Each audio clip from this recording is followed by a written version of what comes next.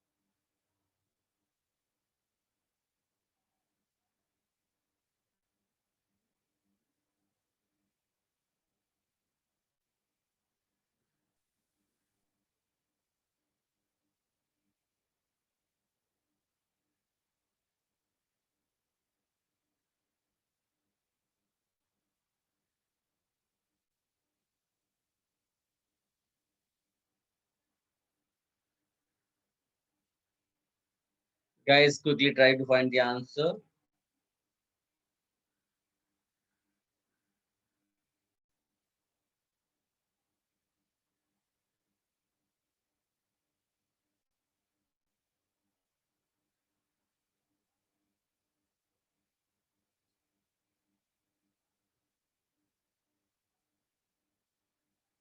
फटाफट आंसर निकालिए.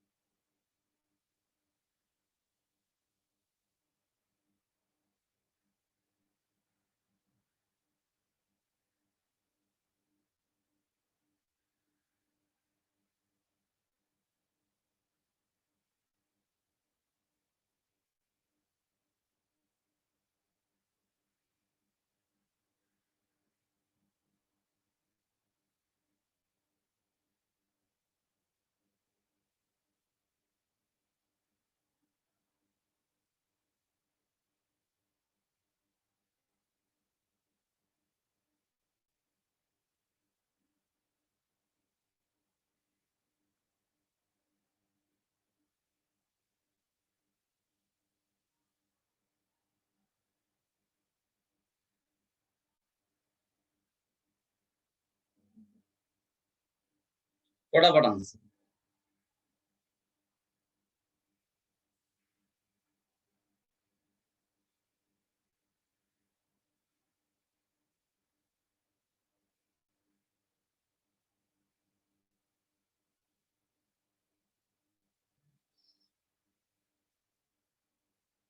कुछ क्लियर ना हो तो आप बताइए, अपना माइक यूज करिए. हाँ, अदरवाइज अपना आंसर लिखिए आप चैट बॉक्स में. क्विक.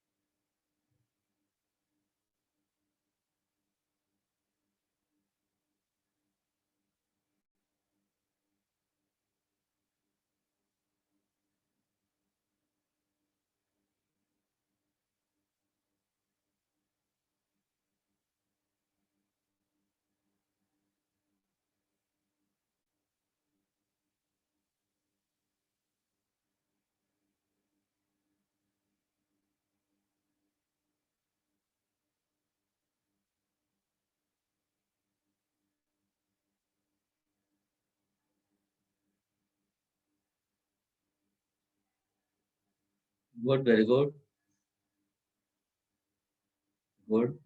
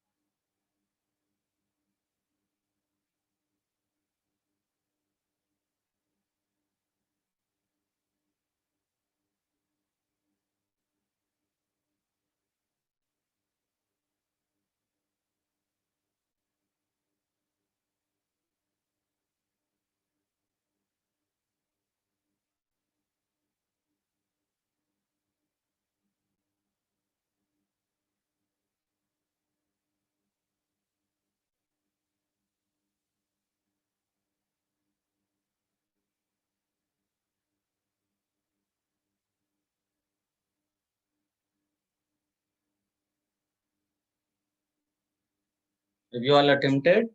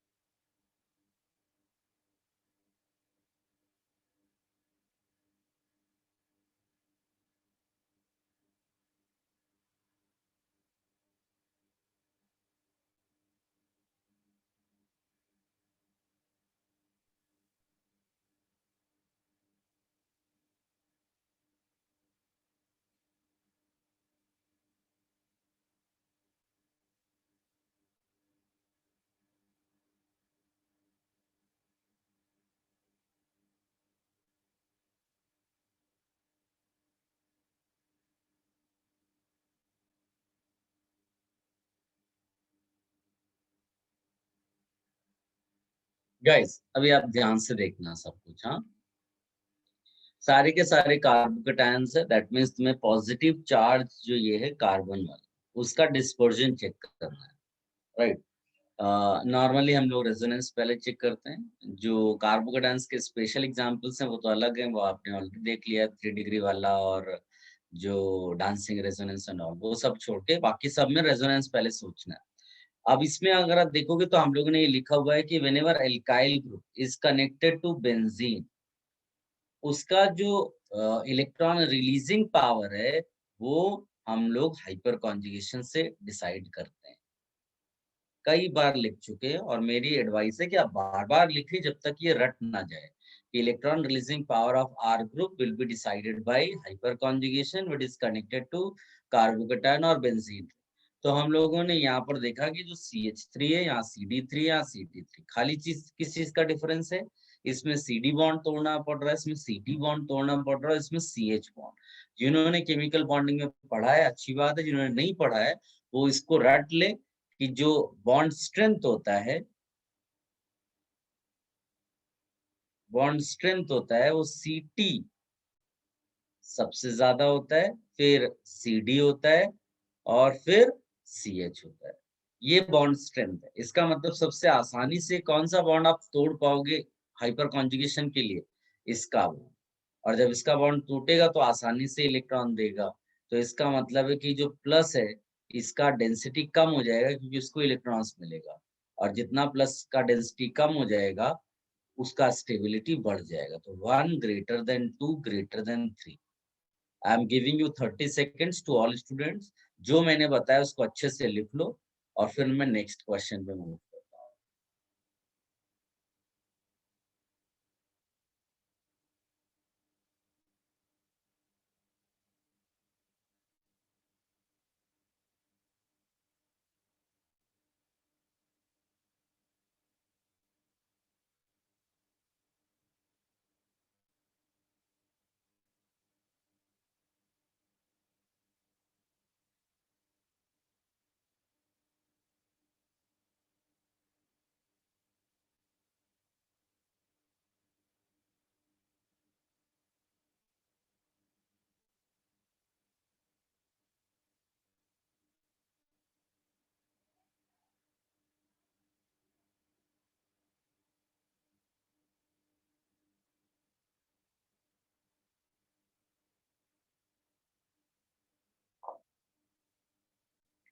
सबने लिख लिया?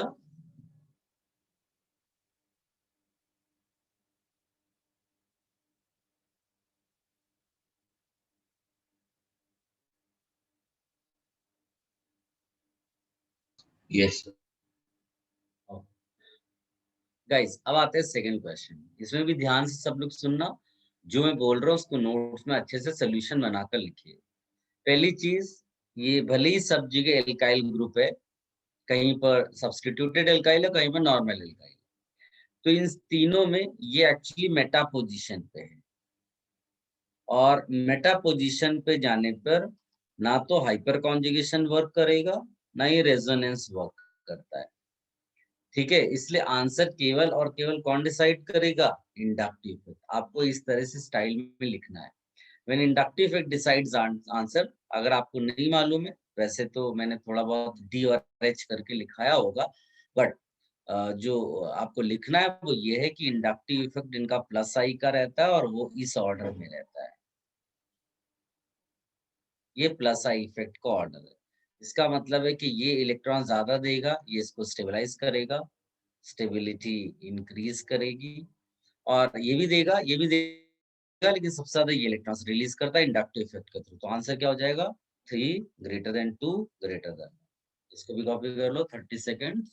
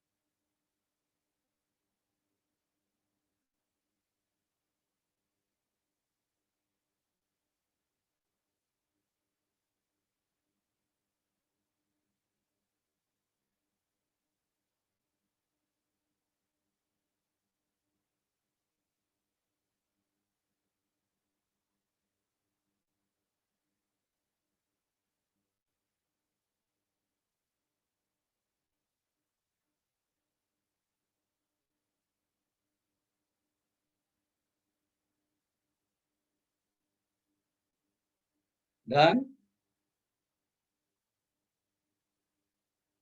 यस।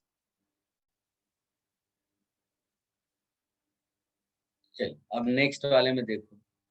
अगेन यहाँ पर भी चीज क्या बोलेंगे, जो एल्काइल ग्रुप है वो किसके साथ कनेक्टेड है? बेंजीन के साथ, इसीलिए इसमें हाइपर कॉन्जुगेशन आंसर डिसाइड करेगा।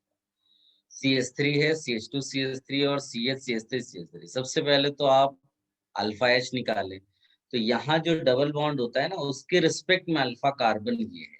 यहाँ भी इसको ही अल्फा कार्बन और इसको अल्फा कार्बन बोलेंगे। तो इसके पास 1 alpha H, this has got 2 alpha H, this group has got 3 alpha H।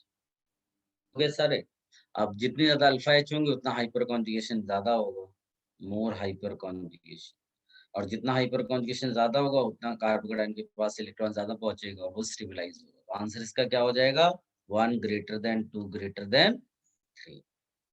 फटाफट इसके लिए भी लिख लो, 30 सेकेंड्स की।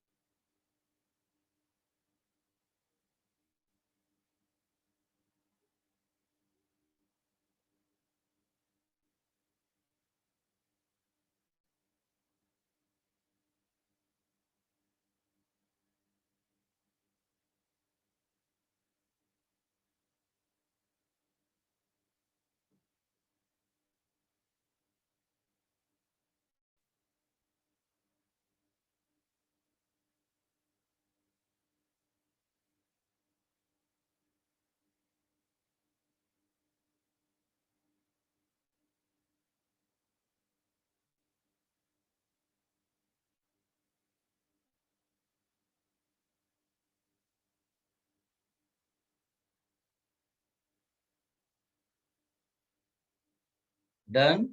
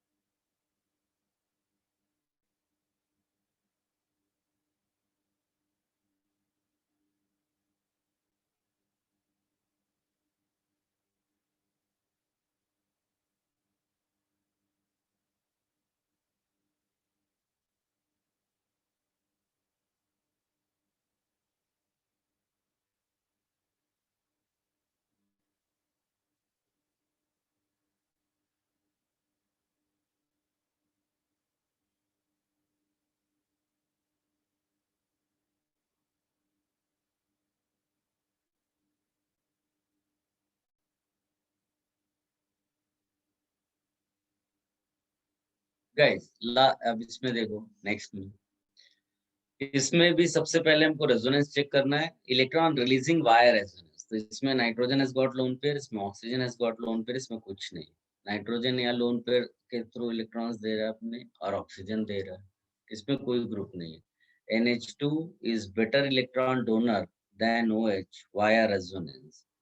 Via resonance, if you talk about electron releasing power, electron releasing group, तो इसका ऑर्डर में पहला नंबर आता है, फिर इसका आता है। क्यों? क्योंकि नाइट्रोजन जब इलेक्ट्रॉन दोगा तो उस पर प्लस आएगा, ऑक्सीजन जब देगा तो उस पर प्लस आएगा। तो नाइट्रोजन प्लस होल्ड कर सकता है because it is less electronegative. तो अगर सीधे सीधे आप जाएंगे तो इलेक्ट्रॉन रिलीजिंग पावर NH2 का बेटर है, इसीलिए वो CH2 प्लस को ज्यादा स्टेबलाइज करेगा। कॉपी कर लो इसको भी।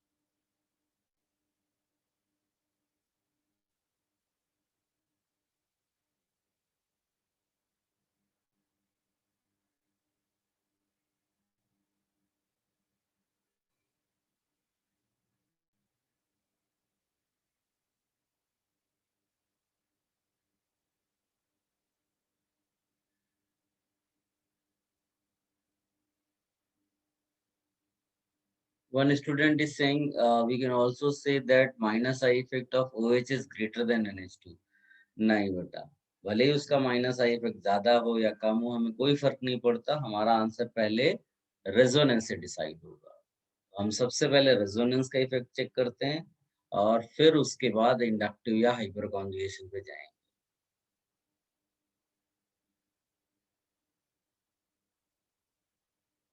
जो मोस्ट ऑफ द केसेस में हम यूज करते हैं वो है resonance greater than hyper conjugation greater than inductive.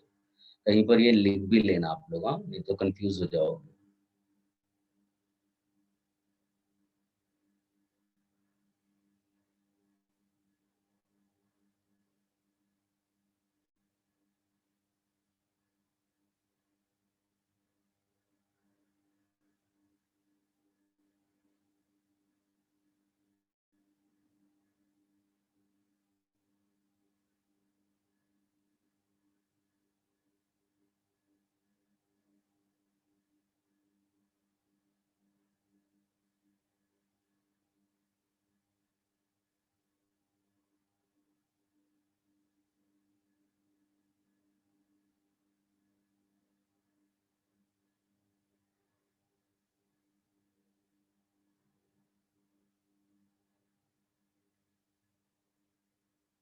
चल नेक्स्ट क्वेश्चन पे मूव करते हैं। किसी को कोई कंफ्यूजन हो तो आप माइक यूज करिए, हाँ। इस पे आते हैं, ये CD3 है, मैं जगह नहीं थी तो CT3 भी नहीं तो लिख देता, इससे कोई फर्क नहीं पड़ता। तो आप इसमें लिख सकते हैं सिमिलर टू फर्स्ट क्वेश्चन। अब इसमें सीधे सीधे हाइपर कॉन्जुगेशन देखोगे, फिर से वही CH बॉन्ड का स्ट्रेंथ सबसे कम होता है CD के और CT के कंपैरिजन में, तो इजीली हाइपर कॉन्जुगेशन कराएगा। आप चाहिए तो यहाँ पे लिख भी सकते हैं इजी हाइपर कॉन्जुगेशन, इसीलिए वो ज्यादा स्टेबलाइज हो जाएगा। इसको भी कॉपी कर लो। ये वाला तो शायद मैं कुछ सिमिलर लास्ट लेक्चर में भी दिया होगा। ये एंटी एरोमेटिक है, ये दोनों नॉन एरोमेटिक है, बट इसमें रेजोनेंस है, तो जाएगा 1 ग्रेटर देन 2 ग्रेटर देन 3। सबसे इंटरेस्टिंग ये क्वेश्चन, इसमें अगर आप देखोगे तो ये 6th केस ऑफ रेजोनेंस बनेगा, 6th केस ऑफ रेजोनेंस। इसमें भी 6th केस ऑफ रेजोनेंस है, दोनों 6th केस ऑफ रेजोनेंस वाले हैं। तीनों actually 6th case of resonance का है, बट फिर अगर पावर वाइज जाओगे तो nitrogen is better electron donor than oxygen. यही तो होता है ना इलेक्ट्रॉन रिलीजिंग ग्रुप का ऑर्डर। अगर आप किस सेंस में बात करते हो, रेजोनेंस से, पहले रेजोनेंस ही चेक करते हैं, तो ये ज्यादा अच्छा 6th केस रेजोनेंस बनेगा। इसमें भी 6th केस है और इसमें भी 6th केस रेजोनेंस है, लेकिन सबसे अच्छा रेजोनेंस नाइट्रोजन कराएगा, 1 greater than 2 greater than 3। If you have any difficulty, any doubts, please let me know.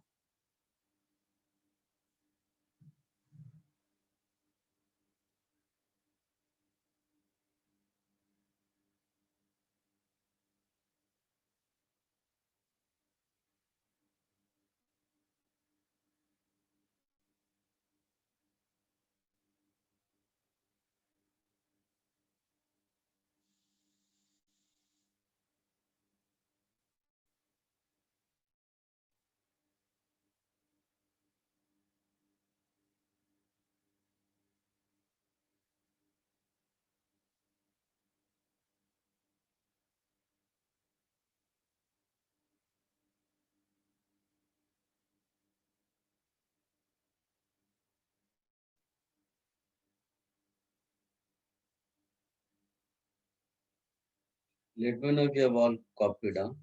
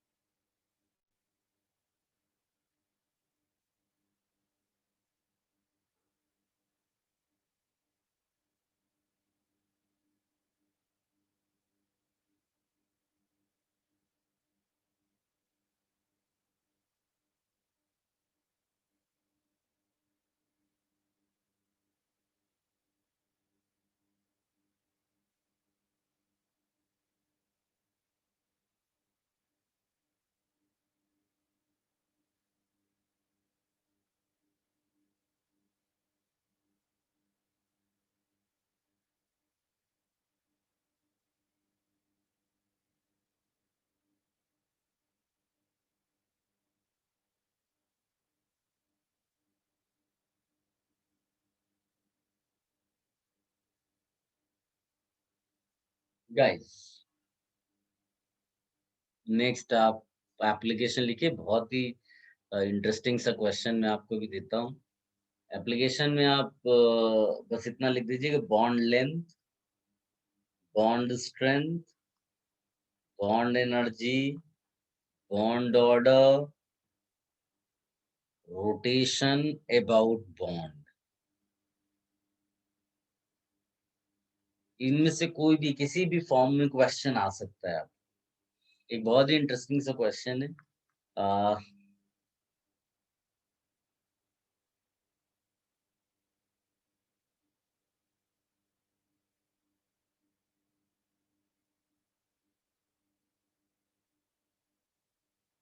1 compound is this, 1 is this,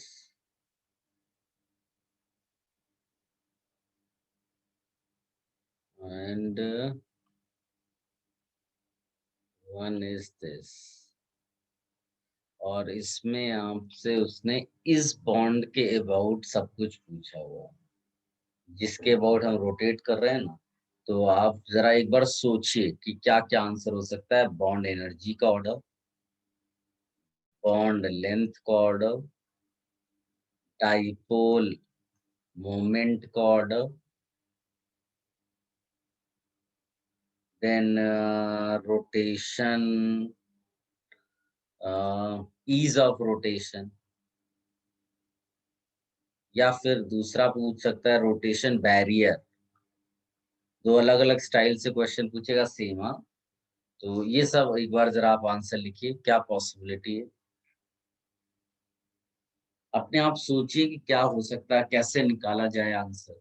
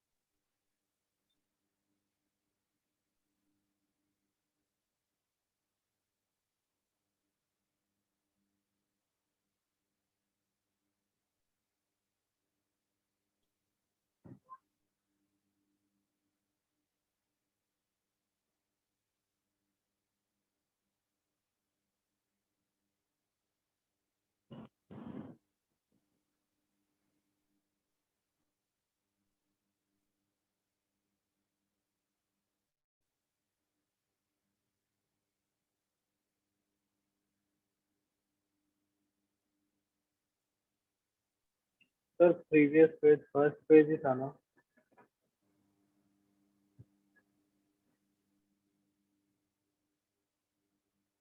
screenshot ले लो बेटा।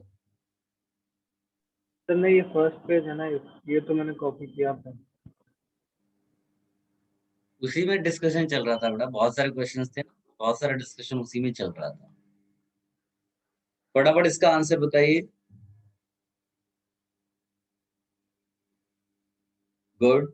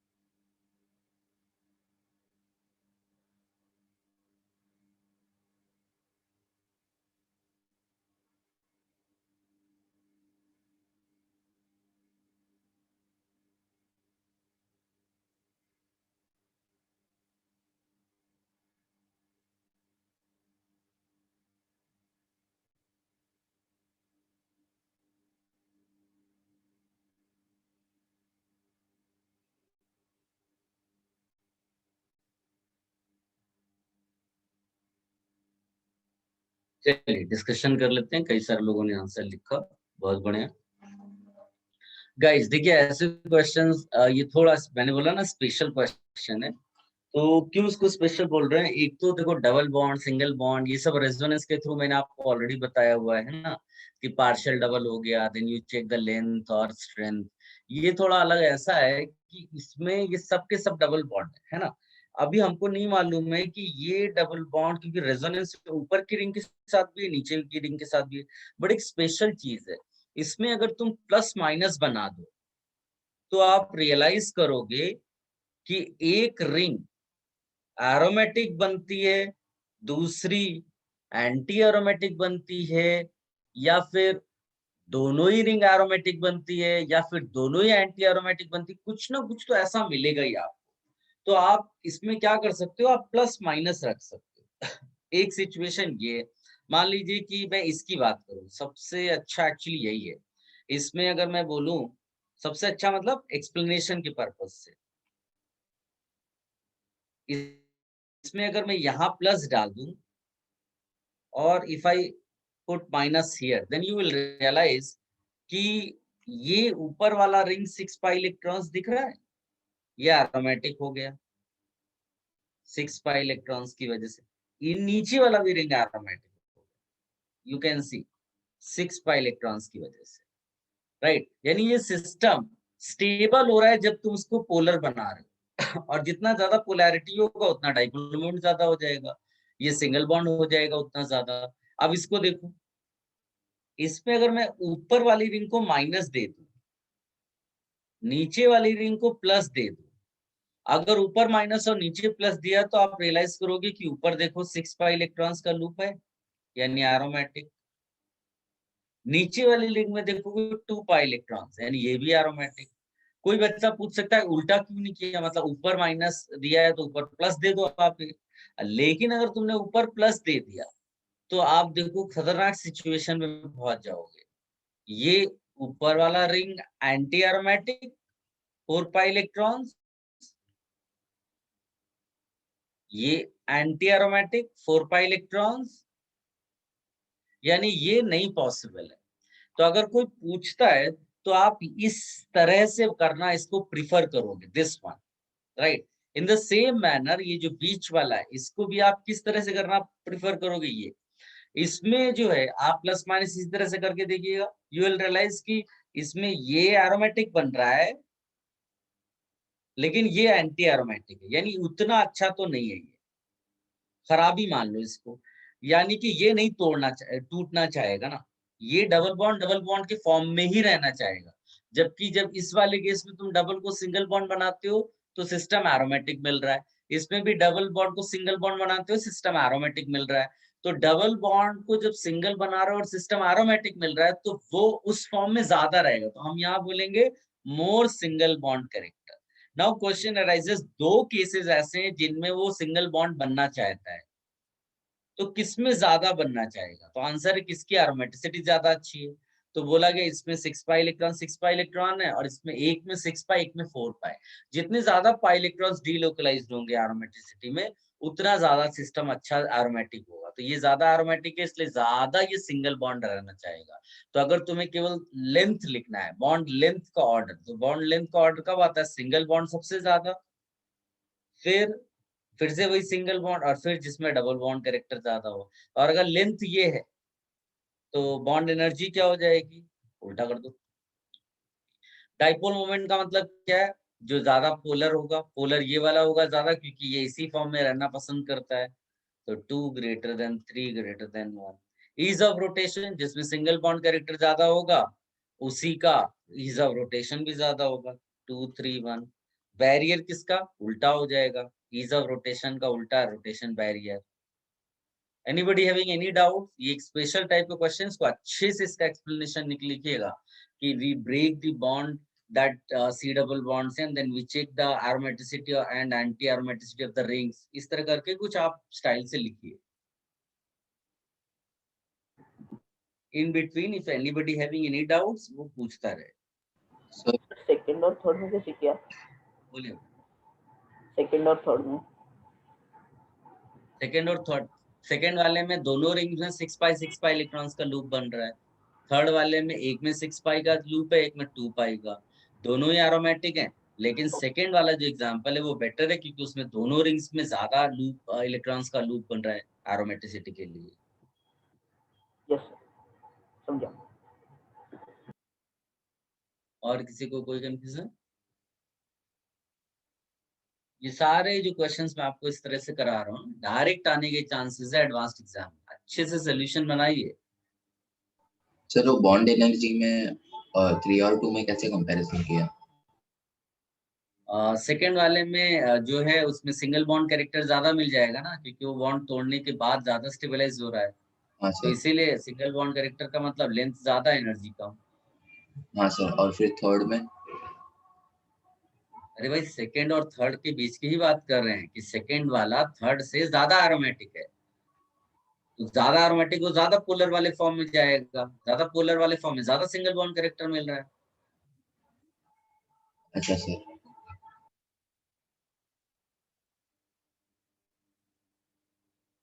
सर एक बार रोटेशन वाला रिपीट कर सकते हो प्लीज?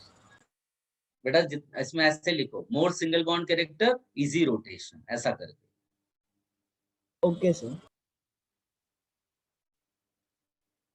पूछते रहिए जिसको जो भी डाउट हुआ in between.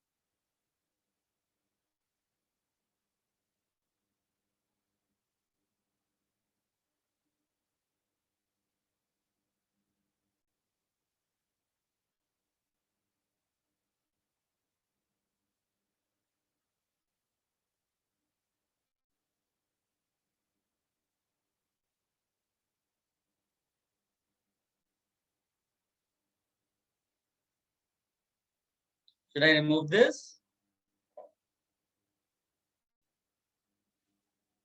Yes sir. Yes sir. ये बहुत अच्छा सा क्वेश्चन था, इसको सब अच्छे से लिखिएगा। सबसे इम्पोर्टेंट चीज है कि हमने बीच के बॉन्ड को ब्रेक किया, प्लस माइनस रखा, फिर चेक किया कि प्लस माइनस रखने से किसमें एरोमेटिसिटी ज्यादा अच्छी आती है। ठीक, अगर सब में एरोमेटिसिटी आ जाएगी तो हम पर रिंग देखेंगे किसमें पाई इलेक्ट्रॉन्स डीलोकलाइज ज्यादा है। जिसमें भी पाई इलेक्ट्रॉन्स ज्यादा डीलोकलाइज्ड होंगे वो वाला ज्यादा एरोमेटिक हो जाएगा और उसमें सिंगल बॉन्ड कैरेक्टर बीच वाले डबल बॉन्ड पे ज्यादा आ जाएगा।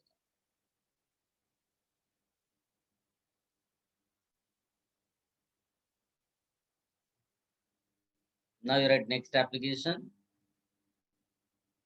Next application मेरे साथ थर्ड ही चल रहा है, reaction with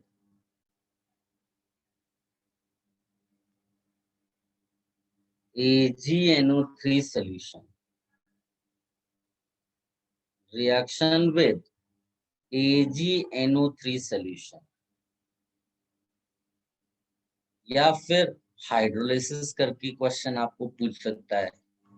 और करके लिखा है, AgNO3 के साथ रिएक्शन का मतलब हाइड्रोलिसिस नहीं है। हाइड्रोलिसिस मतलब रिएक्शन विद वाटर। और ये फॉर हैलाइड्स हम लोग चेक करेंगे। आप फॉर हैलाइड्स बहुत सिंपल है। जैसे मान लीजिए कि कोई RCl दिया है, इसका रिएक्शन तुमने AgNO3 सोल्यूशन के साथ कराया, तो AgNO3 क्या होता है, Ag प्लस के फॉर्म में रहता है, NO3 माइनस के फॉर्म में। तो ये Ag प्लस अगर Cl को ले ले, एब्स्ट्रैक्ट कर ले, तो AgCl बनाएगा विच इज व्हाइट प्रेसिपिटेट। तो एक टेस्ट टाइप का हो गया कि अगर सिस्टम में तुमको व्हाइट प्रेसिपिटेट मिल गया तो आप बोलोगे yes RCl is able to react with AgNO3. If you do not get white precipitate, you will say RCl fails to react with AgNO3 solution. क्या आप ये वर्ड्स समझ पाए?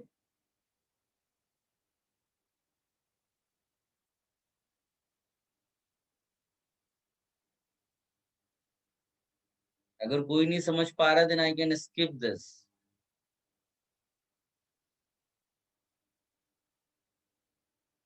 Am I not audible?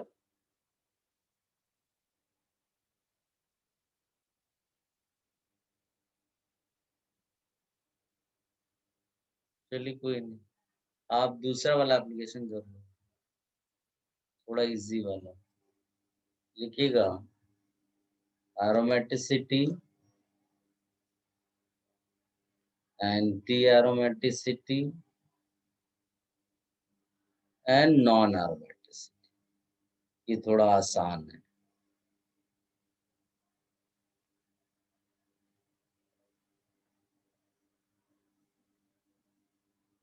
I am giving you few compounds, आप just उसमें try करो कि 4n+2 पाई rule fit होता है या 4n पाई, अकॉर्डिंगली हम लोग आंसर निकाल लें।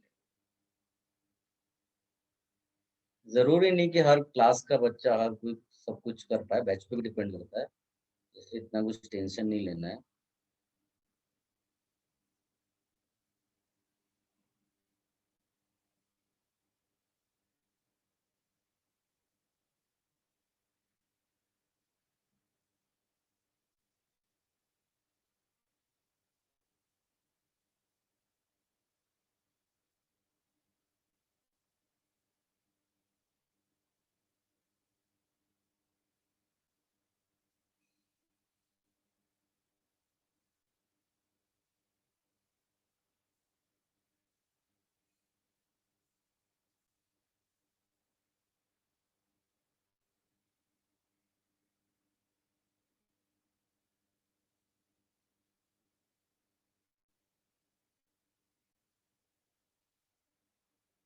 इनमें से कुछ कंपाउंड्स बहुत अच्छे हैं, एडवांस्ड एग्जाम में आने के चांसेस है। I will try to explain, बाकी अगर कुछ नहीं समझ में आता तो आप कुछ चीजें स्किप कर सकते हैं।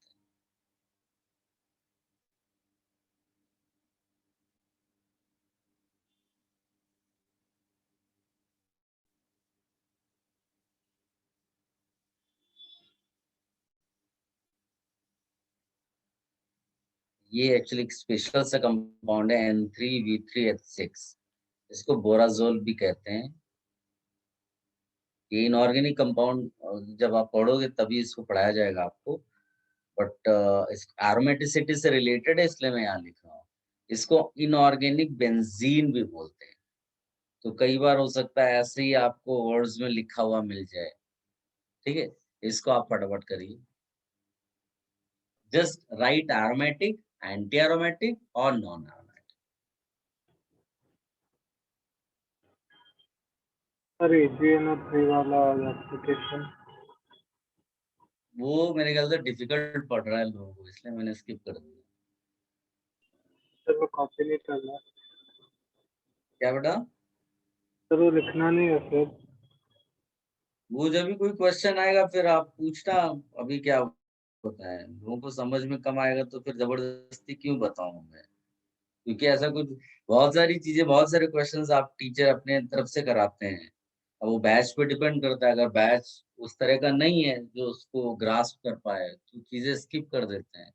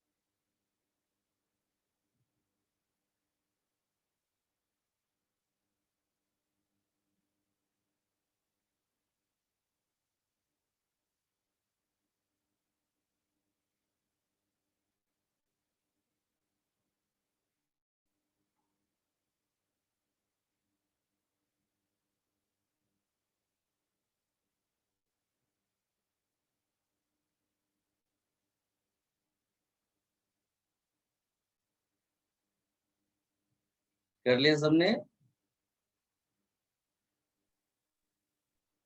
एक मिनट।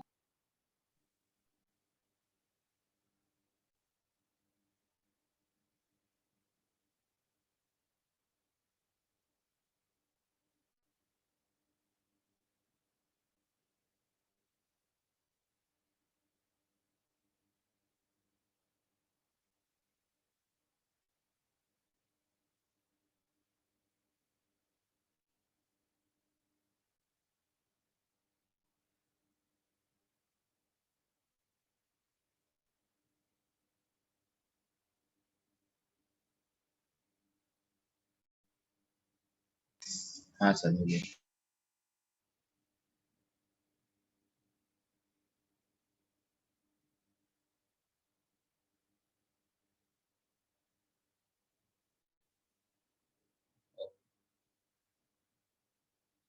देखो इसमें क्या होगा, out of 2 lone pair 1 lone pair will be in resonance. तो देखोगे ध्यान से तो इधर plus single double lone pair single double plus, ये पूरा आपको डीलोकलाइज्ड सिस्टम मिलेगा। कितने पाई इलेक्ट्रॉन्स होंगे? 2 + 2 + 2 + 0। तो ये आपका 6 पाई इलेक्ट्रॉन्स का लूप मिल गया है। ठीक इस वाले में देखोगे तो ये जो सी डबल बॉन्ड आपको यहाँ दिख रहा है ना, इट इज बेटर कि आप इस डबल बॉन्ड को तोड़ के यहाँ पर माइनस और यहाँ प्लस लिख दो। इससे आपको रिंग पे पता चल जाएगा कौन सा चार्ज है जो मूव करेगा। और आउट ऑफ 2 लोन पे 1 लोन पे रेजोनेंस में इधर जाएगा। यानी फिर से आप देखोगे तो इसमें भी बिल्कुल प्रीवियस एग्जांपल जैसा ही 6 पाई इलेक्ट्रॉन्स है। आई होप आप समझ पा रहे होगे।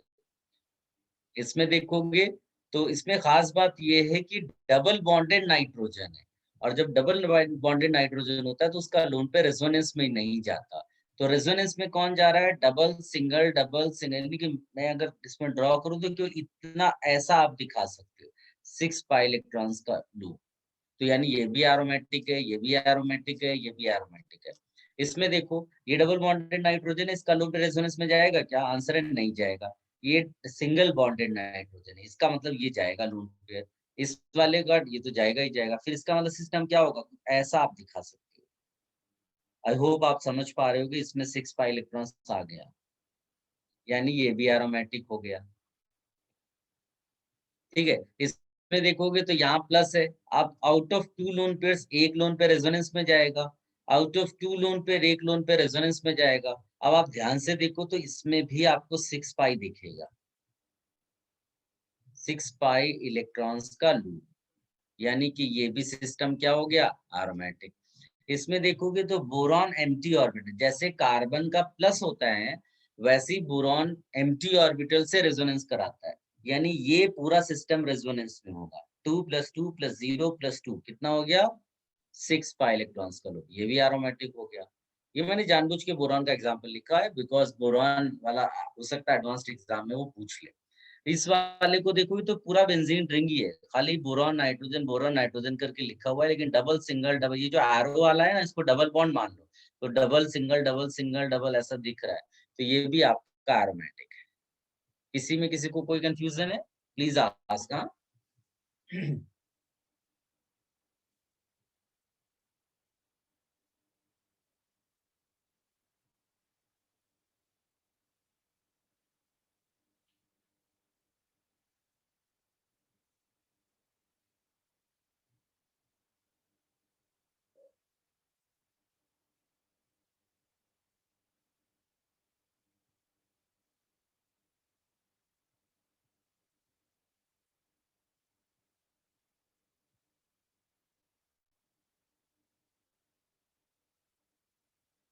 should I remove this?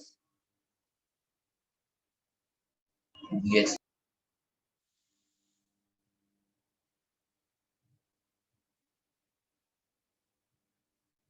देखो एक आध एग्जांपल आपको ऐसे भी कभी मिल जाएंगे, बड़े बड़े से रिंग्स सारे फ्यूज्ड स्टेट में। तो नॉर्मली क्या होता है, जब भी हमको रिंग्स का निकालना होता है एरोमेटिसिटी, तो हम पर रिंग चेक करते हैं। लेकिन कई बार जब ऐसा आपको सर्कुलर फॉर्म में ऐसा लगे कि कई सारे रिंग्स जब कनेक्ट कर दिए तो एक सर्कुलर स्टेट में आपको पाई इलेक्ट्रॉन्स दिखाई दे रहे हो, तो कई बार आपको ये करने की जरूरत ही नहीं कि इंडिविजुअली आप इलेक्ट्रॉन्स निकालो। आप ये जो पेरिफेरी में आपको 5 इलेक्ट्रॉन्स दिख रहे हैं ना, उनको आप काउंट कर लो। अगर वो 4n+2 को सेटिस्फाई कर जाते हैं तो वो वाले यूजुअली हमने देखा है कि वो सब एरोमेटिक निकल आते हैं। तो ऐसा लेकिन फ्यूज्ड होना चाहिए कि वो सर्कुलर वे में तुम्हें दिखाई दे रहा हो कि रिंग, हाँ वो पाई इलेक्ट्रॉन्स कहीं से ब्रेक नहीं हो रहा है, पूरा ये देखो सर्कुलर वे में जा रहा है। ठीक है, अभी और बुक्स में प्रैक्टिस करोगे क्वेश्चंस तो तुम्हें और भी मिल जाएंगे, मैंने तो एक एग्जांपल दिया है केवल। तो इसमें देखोगे 2 2 2 2 2 2 2 ये 14 पाई इलेक्ट्रॉन्स का सिस्टम बना, इसको आप लिख दो एरोमेटिक। तो just count the pi electrons of the periphery and if those electrons fall under the category of 4n+2 pi, so उसको आप एरोमेटिक बोलते हैं।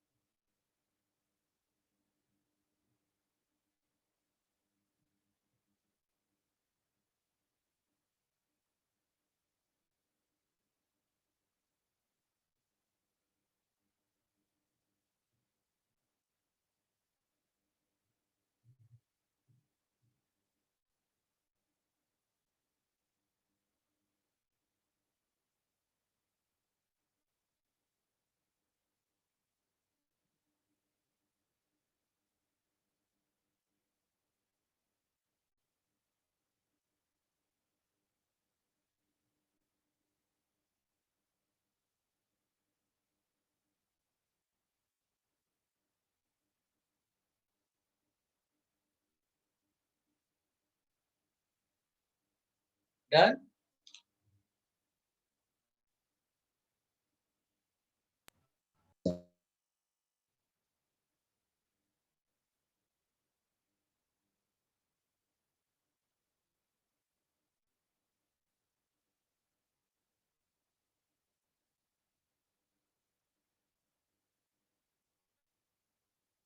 गाइस एक दो और रिएक्शन वाले हैं, वैसे वो भी मन तो नहीं है मेरा बताने का, आपको समझ में तो कम ही आता है उसमें। जैसे कई बार ऐसा क्वेश्चन भी आपको मिल जाएगा, यहाँ पर कोई मेटल दिया हो सकता है, लाइक सोडियम दिया हो सकता है, पोटेशियम दिया हो सकता है। तो सोडियम पोटेशियम जो होते हैं ये एस ब्लॉक जो एलिमेंट्स हैं, इनकी टेंडेंसी होती है इलेक्ट्रॉन लूज करते हैं, यानी सामने वाले को इलेक्ट्रॉन्स देते हैं। या फिर सोडियम को अगर आप पानी में डाल दो, यानी कि जिसके पास एसिडिक H होगा तो उससे H2 रिलीज करा देता है, राइट। जैसे मैं अगर ये ऐसा लिख दूं Ha+ सोडियम और पोटेशियम, तो ये क्या करेगा, Na बना देगा और H2 गैस रिलीज करा देगा, राइट। इस तरह का रिएक्शन हो जाता है। तो इसको हम बोलते हैं Ha गेट्स रिड्यूस्ड।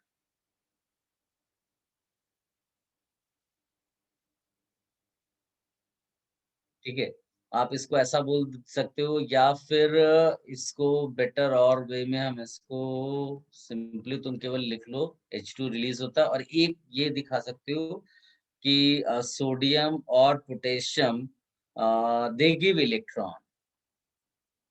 अब इलेक्ट्रॉन, पहले मैं ये वाली रिएक्शन का क्वेश्चन आपको दिखाता हूँ। ये सामने जो दिख रहा है ना, इसमें ये जो C है, इसके पास जो हाइड्रोजन एटम है, ये हाइड्रोजन एसिडिक है। कोई पूछेगा क्यों एसिडिक है, तो उसका आंसर है कि अगर तुम इस H को निकाल दो तो यहाँ पे जो कॉन्जुगेट बेस बनेगा ना, वो एरोमेटिसिटी की वजह से बहुत ज्यादा स्टेबलाइज कर जाएगा। और अगर वो ज्यादा स्टेबलाइज कर रहा है, इसका मतलब जो CH बॉन्ड है वो एसिडिक वाला वो है। तो अगर मैं ऐसा लिख दूं कि बताओ इस कंपाउंड का प्रोडक्ट क्या एरोमेटिक होगा, तो your answer will be yes, definitely compound जो होगा वो एरोमेटिक होगा। ऐसा लिखा होगा +12H। तो आप ध्यान से देखोगे तो इसी रिएक्शन को इंडिकेट किया है मैंने यहाँ पर। तो ये रिएक्शन फीजिबल है और यहाँ पर यह एरोमेटिक हो गया, राइट। और एक एक्चुअली फेमस सी रिएक्शन है इलेक्ट्रॉन देने वाली। जैसे मैं अगर मतलब ये टब शेप याद होगा अगर आप लोगों को, ये नॉन एरोमेटिक है, टब शेप है। लेकिन अगर इसको आप सोडियम या पोटेशियम के साथ रिएक्शन करा दो तो सोडियम पोटेशियम क्या होता है, इलेक्ट्रॉन्स देता है। तो 2 सोडियम है, 2 इलेक्ट्रॉन्स दिया, तो ये कुछ ऐसा बन जाता है। ध्यान से देखना मैं क्या लिख रहा हूँ। तो ये अपना टब शेप छोड़ देता है और आप देखोगे तो 2 2 2 2 2 कितने पाई इलेक्ट्रॉन्स हो गए, 10 पाई इलेक्ट्रॉन्स, और ये सिस्टम बन जाता है एरोमेटिक। ऐसे एक आध क्वेश्चंस आपको एग्जाम में मिल सकते हैं। इसी का रिएक्शन अगर मैंने किसी लुईस एसिड के साथ करा दिया तो ज्यादा आपको सोचना नहीं है। जैसे सोडियम और पोटेशियम इलेक्ट्रॉन्स देते हैं, तो SbF5 एक लुईस एसिड का एग्जाम्पल है। ये इलेक्ट्रॉन लेगा, और जब इलेक्ट्रॉन लेगा तो सामने प्लस दिखेगा। प्लस अगर दिखेगा तो वो कुछ ऐसा आपको ड्रॉ कर लेना है। यहाँ प्लस रख दो, यहाँ पे प्लस रख दो। इसको ध्यान से देखोगे तो पहले टफ शेप था, लेकिन अभी 6 पाई इलेक्ट्रॉन्स का लूप दिख रहा है, यानी ये भी एरोमेटिक हो गया। तो इस तरह से कुछ क्वेश्चंस मिल सकते हैं रिएक्शंस वाले, और ये लिमिटेड ही है, तो इतना ज्यादा कोई टेंशन नहीं लेना। हो सकता है आपको एग्जैक्टली यही मिल जाए जो मैंने सामने लिखा हुआ है। कॉपी कर लो। बाकी इसको स्किप भी कर सकते हो ऐसा, क्योंकि डिफिकल्ट वाली ज्यादा हो जाएगी आपके लिए।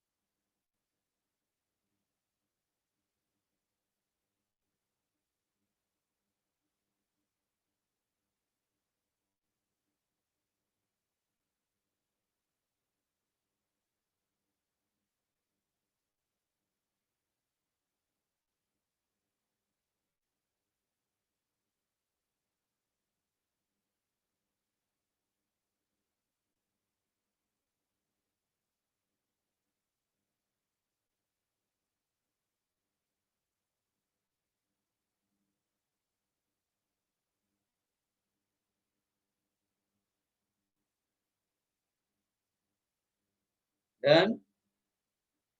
Yes sir.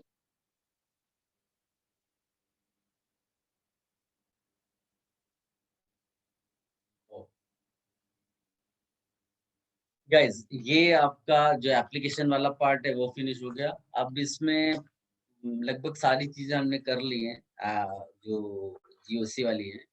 इसमें एक इंटरमीडिएट और बनता है, उसको भी लिख लेते हैं। वैसे उसको हम बाद में भी स्टडी करेंगे। एक लिखिएगा कार्बीन। एप्लीकेशन वाला पार्ट फिनिश हो गया है। ये एक नया हेडिंग है, कार्बीन। कार्बीन गाइस, एल्कीन का फॉर्मूला सबको मालूम है, राइट? CnH2n, ये एल्कीन का फॉर्मूला है। और अगर एल्कीन में अगर आप याद करो तो आपको N का वैल्यू जो है ना, वो 2 से शुरू करते थे। 1 तो रख ही नहीं सकते, फिर डबल बॉन्ड नहीं आएगा ना एल्कीन का। तो N की वैल्यू अगर हम 1 रख दें, और जो आपको मिलेगा उसी को कहते हैं कार्बीन। ये है कार्बीन। एक छोटा सा नोट लिखिएगा, दिस इज एन इंटरमीडिएट। ज्यादा पढ़ना नहीं होता है इसको, बट फिर भी मतलब जो बच गया है अभी GOC में वो हम कर रहे हैं। लिखिएगा इसमें छोटा सा note, a neutral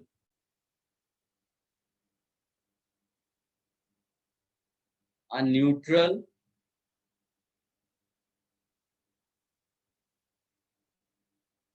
divalent carbon, a neutral divalent carbon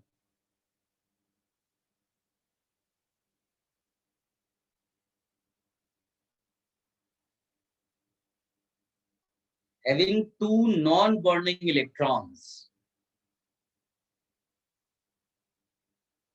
a neutral divalent carbon having two non-bonding electrons on the divalent carbon is called carbene.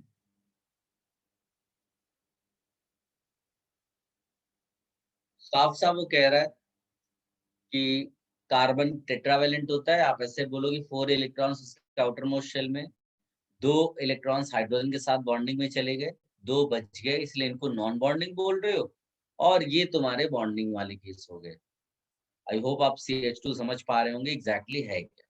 ठीक, अब ये जो कार्बीन सामने लिखा हुआ है, अब इसमें जो ये 2 इलेक्ट्रॉन्स हैं, ये हो सकता है एक ही ऑर्बिटल में चले जाएं, या फिर अगर रूल वाइज जाते हैं तो एक एक इलेक्ट्रॉन जाता है। 2 पॉसिबिलिटीज इसकी हैं, ये दोनों 2 पॉसिबिलिटीज है। ये जो ऊपर लिखा हुआ है ना, इसको बोलते हैं ट्रिपलेट कार्बन, नाम दिया गया है ट्रिपलेट कार्बन, इसको नाम दिया गया सिंगलेट कार्बन। तो कहीं पर ऐसा अगर लिखा हुआ मिले तो आप घबराइएगा नहीं, singlet carbon and triplet carbon, इसमें कोई बहुत बड़ी बात नहीं है। अब नाम यही क्यों दिया गया, तो एटॉमिक स्ट्रक्चर में एक चीज पढ़ाई जाती है मल्टीप्लिसिटी। अगर रिकॉल करो तो hunts rule of maximum multiplicity, पूरे रूल का नाम है hunts rule of maximum multiplicity. ज्यादातर बच्चे क्या ध्यान नहीं देते, वो केवल हंट्स रूल पे ध्यान दे रहे हैं, लेकिन उसका पूरा नाम जो है वो है hunts rule of maximum multiplicity. तो वो जो मल्टीप्लिसिटी लिखी है ना, वो बड़ी स्पेशल है। जितना वो ज्यादा मल्टीपल में होंगे, प्लस हाफ या माइनस हाफ के, उतना वो सिस्टम ज्यादा स्टेबल होता है। तो मैथमेटिकली मल्टीप्लिसिटी को डिफाइन करते हैं हम 2 टाइम्स ये जो आपका स्पिन है और +1। ठीक, इसमें अगर तुमसे पूछा जाए तो हाफ और हाफ, यहाँ पर 1 हो गया, s की वैल्यू इसके लिए कितनी हो गई 1, तो m की वैल्यू क्या हो जाएगी 2 into 1 plus 1, that is 3. Since multiplicity is 3, that is why we call this carbene as triplet carbene. इसके लिए अगर तुमसे पूछा जाए सिंगलेट नाम क्यों दिया गया, तो आप सोचो, प्लस हाफ और माइनस हाफ मिलके 0 हो गया स्पिन, यानी कि ये हो गया 2 into 0 plus 1, यानी 1 आ गया, इसीलिए इसको सिंगलेट कार्बन। तो ऐसा कोई तूफानी चीज नहीं है, केवल एक सिंपल सी चीज नाम देने के लिए बस ये बता दिया मैंने आपको, वरना तो आप इसको स्किप कर सकते हो। ठीक है, इसमें लेकिन यही है कि ट्रिपलेट कार्बन, क्योंकि उसमें रूल फॉलो होता है, triplet carbon is more stable then singlet carbon. ठीक है, आप यहाँ लिख भी सकते हैं triplet carbon is more stable then singlet carbon. अगर आप शेप वगैरह भी निकालोगे तो इसके लिए तो वो sp हाइब्रिडाइज्ड हो जाएगा, क्योंकि लोन पेयर तो है नहीं है, इसमें लोन पेयर बन गया तो ये sp2 हाइब्रिडाइज्ड हो जाएगा, तो इसमें ये वी शेप आप लिख सकते हो और उस वाले को लीनियर बता सकते हो। ये छोटे छोटे पॉइंट्स हैं, जो आप चाहिए तो लिख लो, कॉपी कर लो इसको।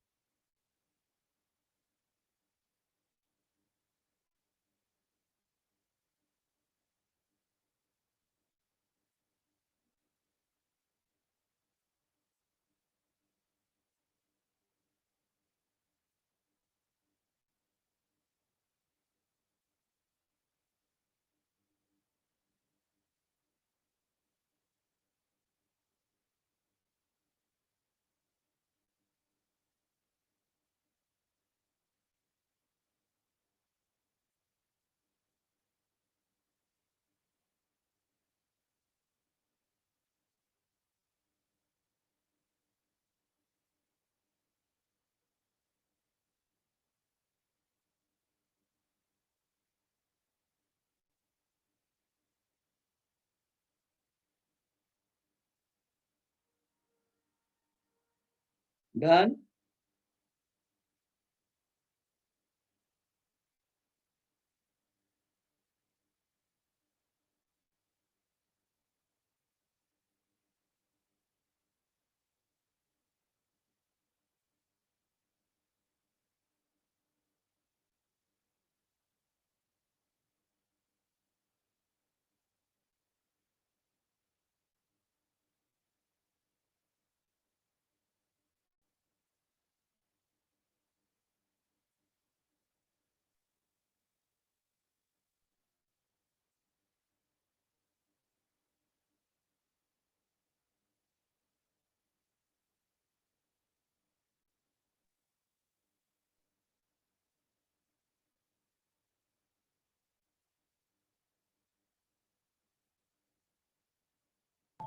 Done sir. गाइस, कार्बिन जो ऊपर लिखा है ये बेसिक कार्बिन है, एंड इसको आप सब्स्टिट्यूटेड कार्बिन के फॉर्म में भी दिखा सकते हो। Like somewhere if you get CCl2, तो इसका नाम बोलेंगे हम लोग डाइक्लोरोकार्बिन। डाइक्लोरोकार्बिन। कहीं पर मान लीजिए ऐसा लिखा हुआ है तो इसको बोल देंगे डाइफिनाइल कार्बिन। ठीक है, ये जस्ट एक इंटरमीडिएट है और कुछ नहीं। जैसे carbocation, carbon ion, free radical, उसी तरह से कार्बीन एक इंटरमीडिएट है। You just copy these two examples.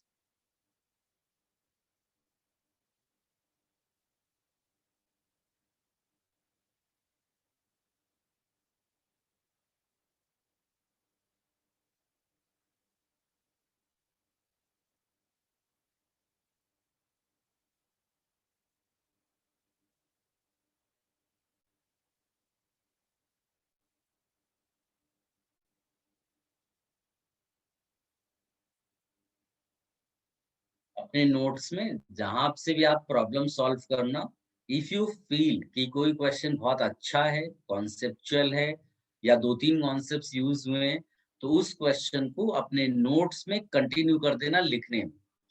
इसीलिए जब ये GOC के नोट्स फिनिश कर रहे हो आप, तो आप बाद में 5-6-7 पेजेस छोड़ देना, सो दैट आप उसमें कुछ नए क्वेश्चंस या अच्छे क्वेश्चंस ऐड कर पाओ।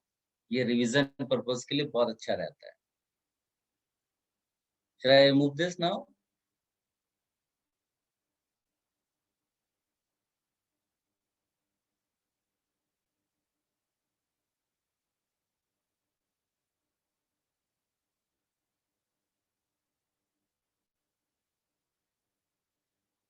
Yes sir.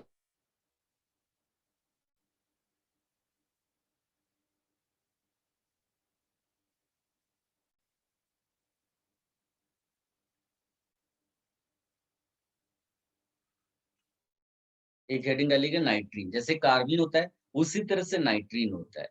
नाइट्रीन में नाइट्रोजन होता है और कार्बिन में कार्बन था। इसका फॉर्मूला ऐसा लिख सकते हो, उसको एल्काइल नाइट्रीन बोलते हैं। इसी तरह से कोई एराइल नाइट्रीन भी हो सकता है, ARN। तो इसमें ज्यादा कुछ नहीं पढ़ना है, ये कार्बिन से भी कम पूछा जाता है एग्जाम्स में। यहाँ भी एक छोटा सा नोट लिख लो, that will be enough for you.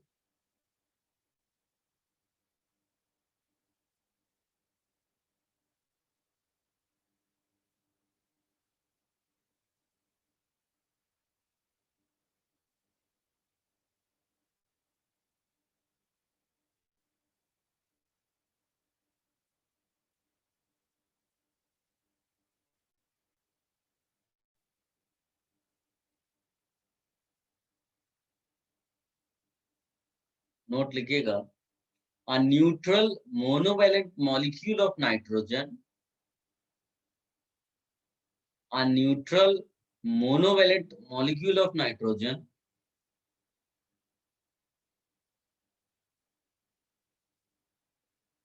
with two pairs of non-bonding electrons, two pairs of non-bonding electrons on nitrogen.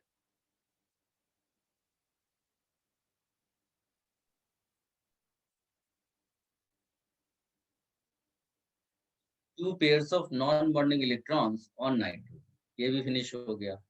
अब इस GOC का लास्ट पार्ट थियरी के लिए, उसके बाद मैं आपको 1-2 क्वेश्चंस बुकलेट के भी कराता हूँ जो अच्छे वाले.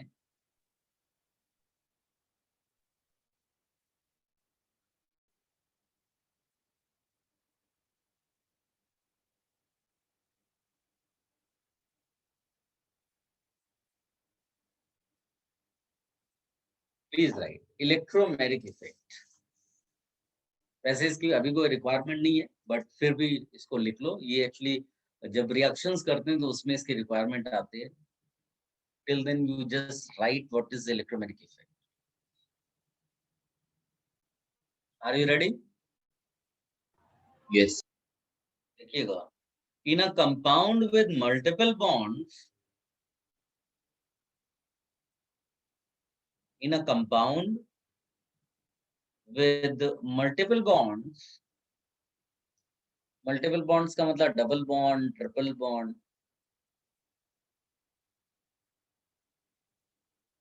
when a reagent approaches when a reagent approaches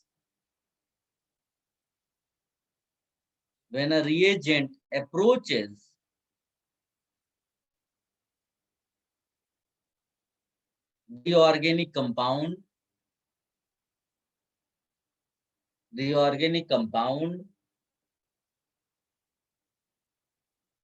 pi electrons shift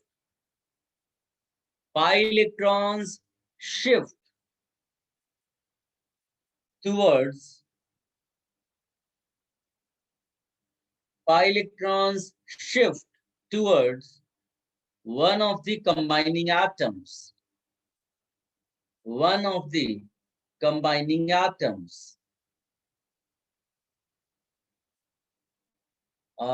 इसको बोलते हैं this is a temporary effect. Why do we say temporary effect? Hyperconjugation, inductive, resonance, ये सब परमानेंट इफेक्ट थे. तो इसका रीजन ये आपके नोट में ही लिखा हुआ है यहाँ पर, कि आपने लिखा है व्हेन अ रिएजेंट अप्रोचेस, मतलब अगर रिएजेंट ना आए तो कोई इफेक्ट नहीं होगा. लाइक अगर मैं एक कीटोन ले लूं, ये एसीटोन है, अगर कोई nucleophile which is a reagent attacks this acetone, तो वो जैसे ही अटैक करेगा ये पाई इलेक्ट्रॉन शिफ्ट हो जाते हैं. इसी शिफ्टिंग को नाम देते हैं इलेक्ट्रोमेरिक इफेक्ट. उसके बाद ये अटैच हो जाता है. बस इतना सा इसमें चीज है और कुछ नहीं है. ये तो ये जो शिफ्टिंग ऑफ पाई इलेक्ट्रॉन्स है ना, इसको हम लोग बोलते हैं electromeric effect. And this is temporary because this happens when a reagent approaches the compound. If you have any confusion here, you ask.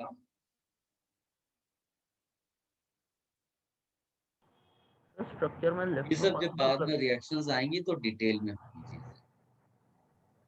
तो NV लिखा है. क्या बेटा? NU मतलब न्यूक्लियोफाइल, ऐसे शॉर्ट में उसको लिख दिया है.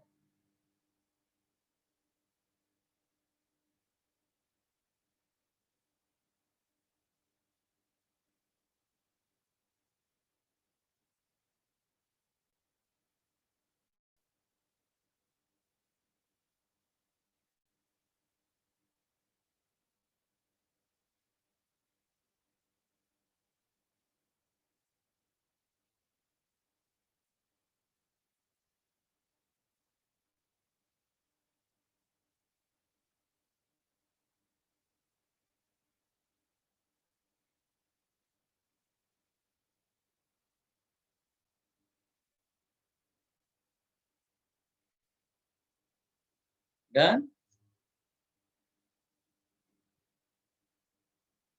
Done. अपनी बुकलेट निकालिए जरा सब लोग. डाउट सेशन में भी एक आध ऐसे क्वेश्चंस थे जिनमें लोग बहुत फंस रहे थे, तो आई थॉट कि वो मैं आपको अलग से करा दूं. पहले भी थोड़ा बहुत बताया है मैंने, बट फिर भी लोग परेशान थे. गए सारे बच्चे एक बार जरा बुकलेट निकाल लें. एक्सरसाइज नंबर जाइएगा 5 और क्वेश्चन नंबर निकालिएगा 9, 8, 9, 10.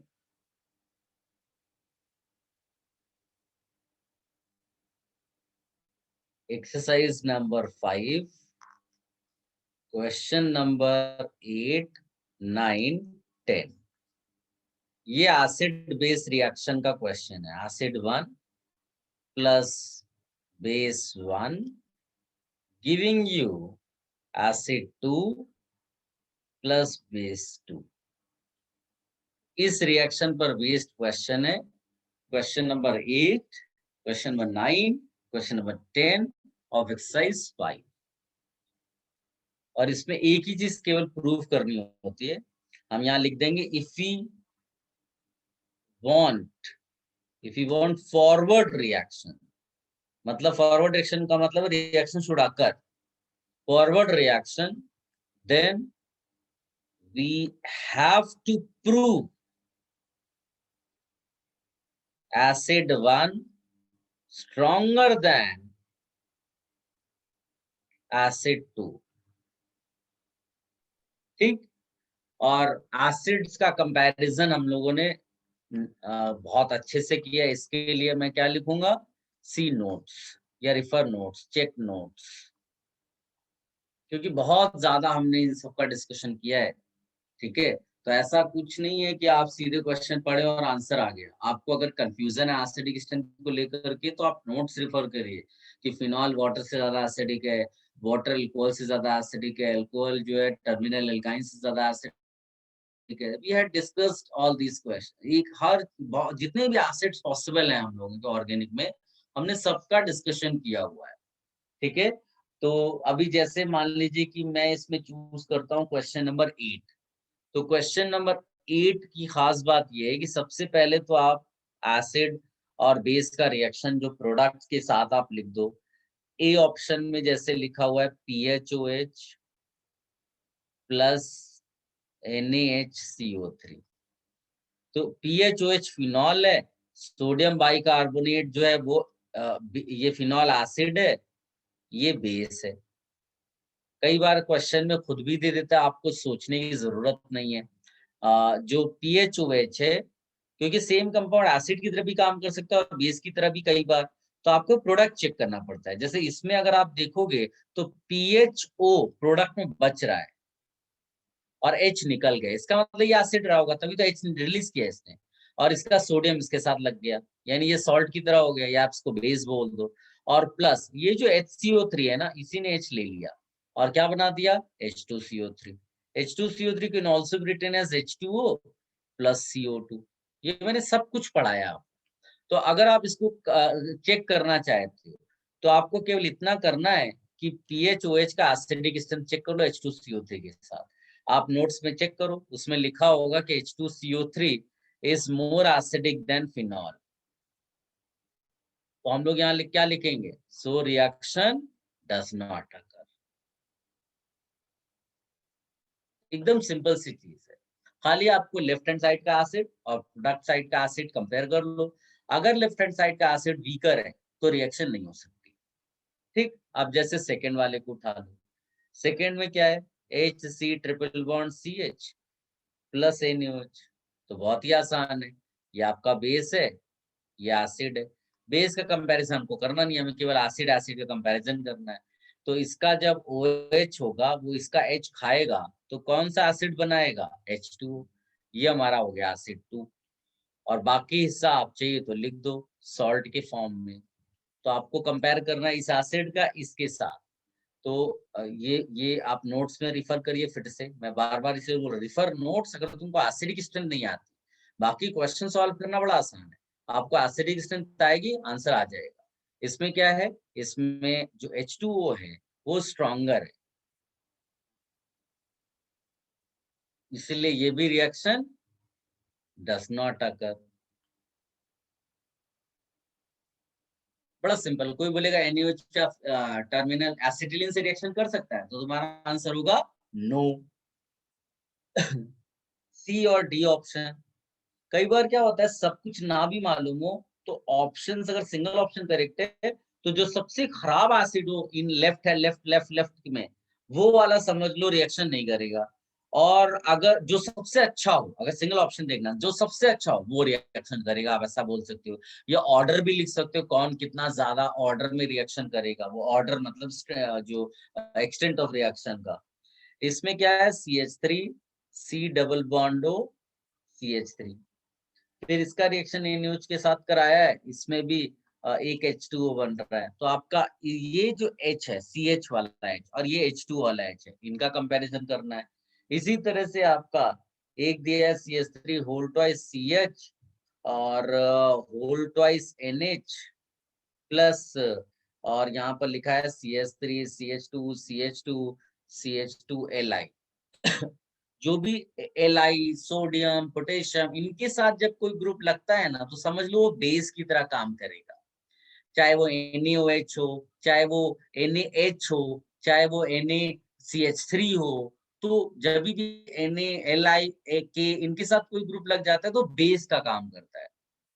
ठीक है, और वैसे भी प्रोडक्ट देख के भी पता चल सकता है, क्योंकि जो बेसिक साइट होती है वो H खाती है, सामने वाले का H खा गई वो, तो वो जो भी बनेगा वो हमारे लिए प्रोडक्ट का एसिड हो जाएगा। ऐसा जो बच गया वो सॉल्ट था, समझ लो।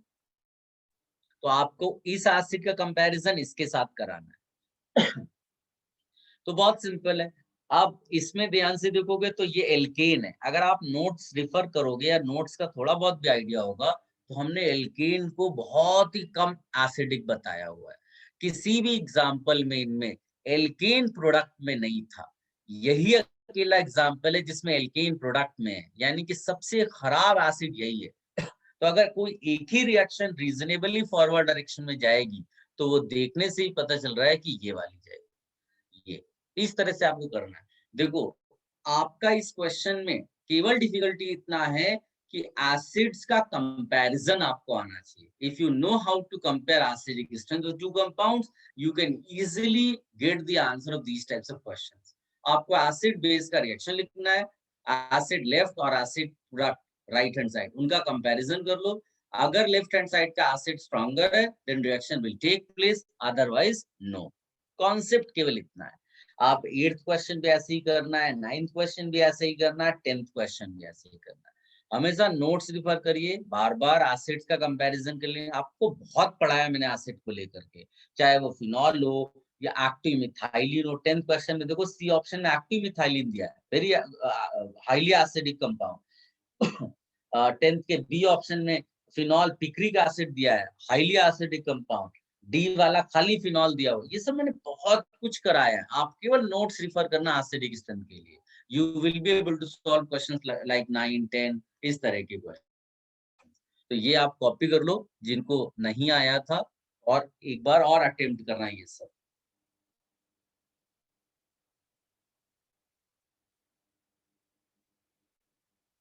Guys, now you will be able to solve all questions of the booklet. Attempt करके रखिएगा। जो क्वेश्चंस डिफिकल्ट होंगे बुकलेट के भी, वो मैं आपको बता दूंगा। कुछ क्वेश्चंस हो सकता है आप ना भी कर पाए, क्योंकि डिपेंड करता है आप कितना स्ट्रांगली अच्छे से नोट्स आप उसको फॉलो कर रहे हैं। कुछ क्वेश्चन स्किप भी कर सकते हैं, ऐसी कोई बड़ी बात नहीं है। मैं ट्राई करूंगा आपको समझाने का, अगर आता है तो बहुत अच्छी बात है, otherwise you can skip. Next lecture probably हम लोग स्टार्ट कर देंगे आइसोमेरिज्म, और इन बिटवीन जब आपका ये बुकलेट फिनिश होने लगेगा तो आप बता देना, तो किसी भी लेक्चर में हम लोग बुकलेट का एक डिस्कशन रख सकते हैं, ऐसा है।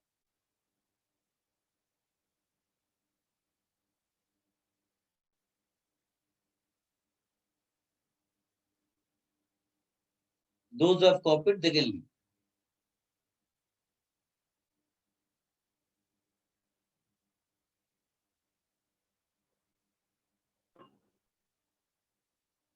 सर प्रीवियस पेज दिखाओ ना। Previous page.